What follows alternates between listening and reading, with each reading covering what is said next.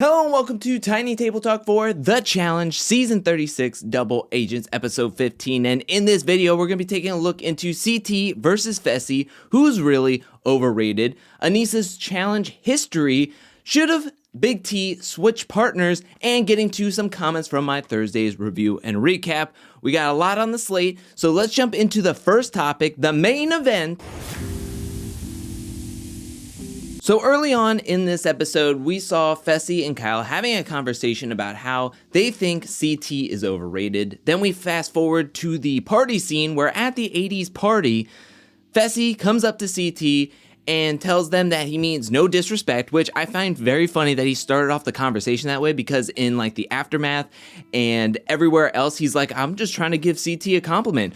You never start off a compliment with, I'm not trying to disrespect, because it's a compliment. And at no point should people think that, oh, are you complimenting me or disrespecting me? It's just really, really weird how that all transpired. But in the conversation, he tells CT that he's a good player, but he got his wins when Fessy wasn't there.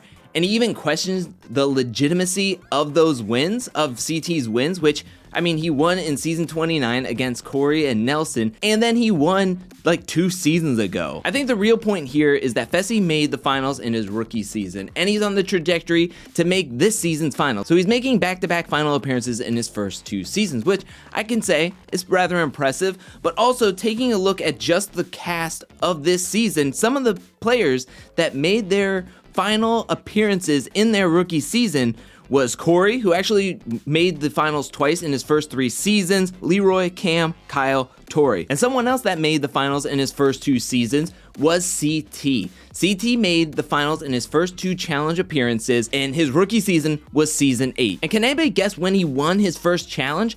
Season 24, Rivals 2.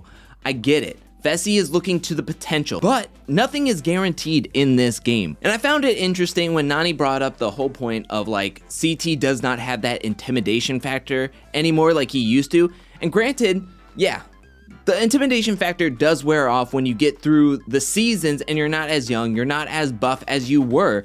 But I find it also that more impressive that CT has been able to put a string of wins together when he hasn't had that quote unquote intimidation factor. One, he has that reputation, but 2, he's been able to transform his game from just being purely physical to then being a more social player and becoming the pos figure. In War of the Worlds 2, I think it would have been an easier way of throwing him into the eliminations because he was the only US player on the UK team. Now, I really do think that this all comes with the territory of being the only champ left in this game. We've seen this happen multiple times in the challenge. Thinking back to season 25 Free Agents, where we have Jordan in his 2nd season calling out Bananas, saying that he needs to earn his stripes. At that point, Bananas had won 4 challenges. I also think back to Dirty 30, where Corey and Hunter and Nelson form the Young Bucks, and they want to go after all the OGs. They have a hit list of who they want to go after, and it was Bananas, CT, Derek, Darrell. They want to take out the players that have won before. So I think this is just another form of somebody coming after a seasoned vet, someone who is well decorated and has multiple championships to make a name for themselves.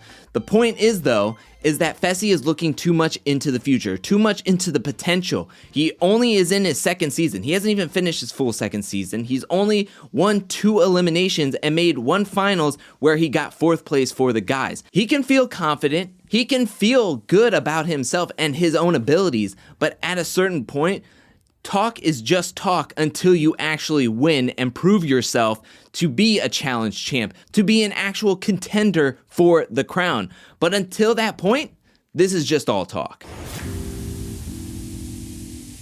When taking a look at Aneesa's stats, she has been on 14 seasons of the challenge, dating back to season 6, Battle of the Sexes, all the way up to season 36, Double Agents, and we're going to see her on the Challenge All-Stars coming up on April 1st.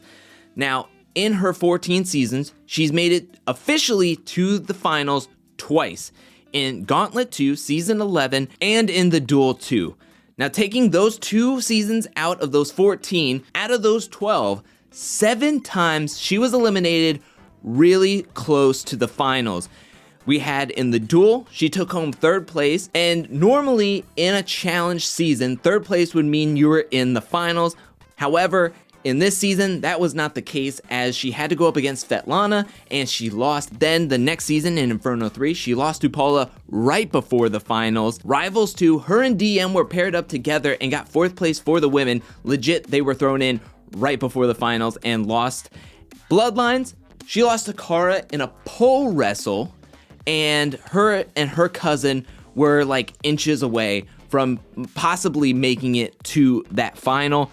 Then we remember in Dirty 30, in the last redemption game, she was there playing it out in episode 15, and she could not get that deciphering code. In Total Madness last season, she lost in the penultimate elimination of the season in the Knots of War to Bailey. And then this season, granted, TJ says we are far from done, but we are in episode 15 of 19 episodes. So she, yet again, lost in the elimination right before the finals. These are heartbreaking stats if you're a competitor, because you put so much forth in a season and then you miss it just by an episode, mere inches, 1 elimination. At the end of this episode, Big T was left with a big decision, whether she wanted to stay partnered up with CT or change up her partner and take anybody else up there on the platform except for Leroy.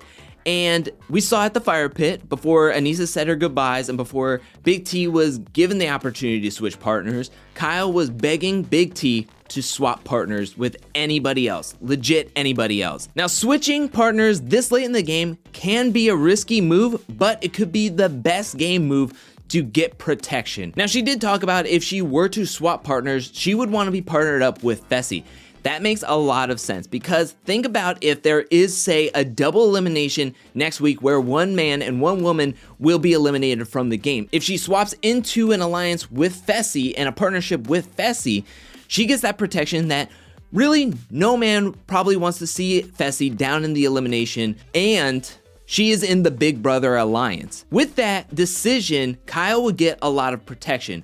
Granted, in the aftermath, he really wanted Big T to pick Corey so that him and Cam would be partnered back up together. That would be the best case scenario for Kyle. Major protection, and they work really well together as a partnership. But if Big T took Fessy, then he's getting Nani. She comes in with a lot of protection, and her and Kyle do work well together, and she really wants to be partnered up back up with Kyle. And in all those scenarios, CT is paired up with Amber. Now, with what actually happened, Big T stayed with CT, Kyle is with Amber, and now it's really no skin off of anybody's bones. As long as neither one of those partnerships win the next double agents, it's easy enough to throw them into the elimination together. Now, I hate the foreshadowing that's happening in this episode because it makes me worried for Big T. We saw at the end of this episode a confessional with Big T saying that she has her gold skull, but she's hoping to hold on to it for a little longer. Meaning, why is she worried about that?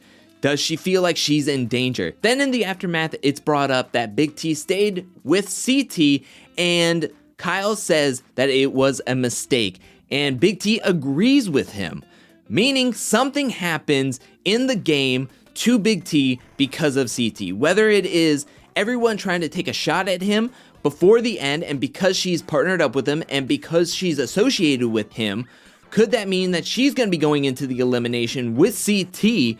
Or CT could have a hand in getting Big T thrown into the elimination, because in this episode, we saw Corey and Aneesa talking to each other, and they were talking about how CT is fake, saying that, oh, one day he's talking bad about Big T, and now he's super happy to be partnered up with her. Something ain't right with that. And so, could that mean that in the next coming episode, CT sees this as an opportunity that, oh, we're not in the finals yet? Could he try to turn on Big T and get her sent into the elimination so he doesn't have to be partnered up with her later on in the finals and run the finals with someone else? I don't know, but everything right now is foreshadowing something bad happening with Big T later on in this season. Maybe it's the next episode, maybe it's the episode after this one, but something is going to happen. and they left it in the edit in the episode, they left it in the edit in the aftermath. I'm just saying that I've noticed it, and it's a little bit worrying. Now let's read some comments from my Thursday's review and recap. And the first comment comes from Angela, who says, Fessy is making even Josh more tolerable. I remember when Corey, Nelly, and Hunter came to the show wanting to take out Bananas, OG, because it was time for the new school, and look where it got them. People have to humble themselves. Now Corey and Nelly have a better chance because they have learned from their mistakes and stopped being cocky, and fans love them. At least I do, and I love them too. And we saw their game evolve throughout their seasons, and yeah, I've really started to grow and love Corey and Nelson way more. Not Hunter, though. The next comment comes from Caitlin, who says, I don't think Fessy knows what a compliment is. Just like he doesn't know what the definition of shy and introvert is. Mal says, as long as Fessy doesn't win, I'm happy for anybody else. Rooting for Cam always, though. Cam and Leroy, #1 in my book as well. Melting Ice Cube 101 says, Casey and Leroy should have nominated themselves to keep Aneesa, their friend, safe. After seeing what the elimination it was, Fire Escape, Leroy could have easily beat CT if it was a guy's day, and Casey could have easily beat Big T if it was a girl's day. Like in that elimination, I don't know who could beat Leroy and Casey. Maybe Cam and Corey or Fessy and Nany. Keep in mind, Nany was beating Nia in that past elimination, but got stuck on a branch. I don't think anyone is going to lay down their game for someone else, especially with what happened last season with Rogan and Nelson wanting to go into the elimination for Corey. Like, I don't know how close Leroy and Casey are with Aneesa. And to be fair, last episode, Leroy and Darrell were like thick as thieves, talking about how they were really close in this game and working side by side with each other, but it was easy to vote them into the elimination. That's something else to keep in mind. The next comment comes from Not Bothered, who says, I love Cam and Corey together. First challenge together, and they worked really, really well together. The next comment comes from Strive for Greatness 62017. Yeah, Fessy needs to check himself. CT has proven himself more than once, so he's definitely not overrated. Also, this was a bittersweet episode for me. I was so happy and proud of Big T, but sad for Aneesa. I agree. I was really happy to see Big T finally get her first elimination win in her challenge career, but very, very sad to see Aneesa leave. Terry says Leroy is the MVP of the season and dropped the best line. 1, CT will beat your butt, Fessy. 2, he is better than you. And 3, CT will beat your butt. That was the best line of the whole episode. That was the best confessional. At one point, I was like, of the whole season, I think. And he was absolutely right. But that was a really, really great moment. Tyler Wiggins says, Fessy is so overrated. I'd rather have Zach as a partner than Fessy.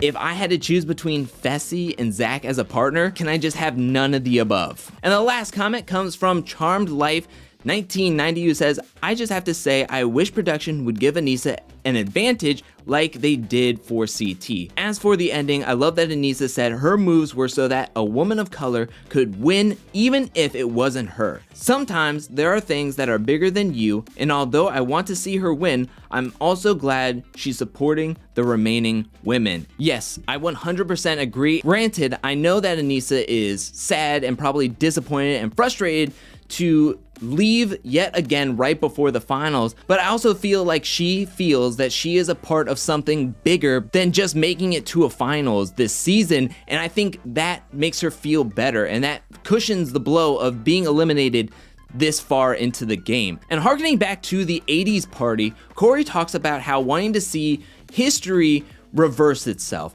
Can I just say, we are seeing history being made on the challenge, because this has never happened on the challenge before, and I have to give it up to MTV and the challenge for how they put together this cast for this season, but I also give it up to the competitors and the level of competition for this game. It's absolutely incredible, and no matter what is said or how you feel about this challenge season, history is being made as we speak and as every episode keeps going forward. But that is it for this video and this tiny table talk. What'd you think about this video? What'd you think about this episode? Let me know that in the comment section below. Thank you so much for watching. While you're down there, hit that like and subscribe button. I'll be back really, really soon with more Challenge 36 Double Agent content, more challenge content, more content in general. But until then, peace.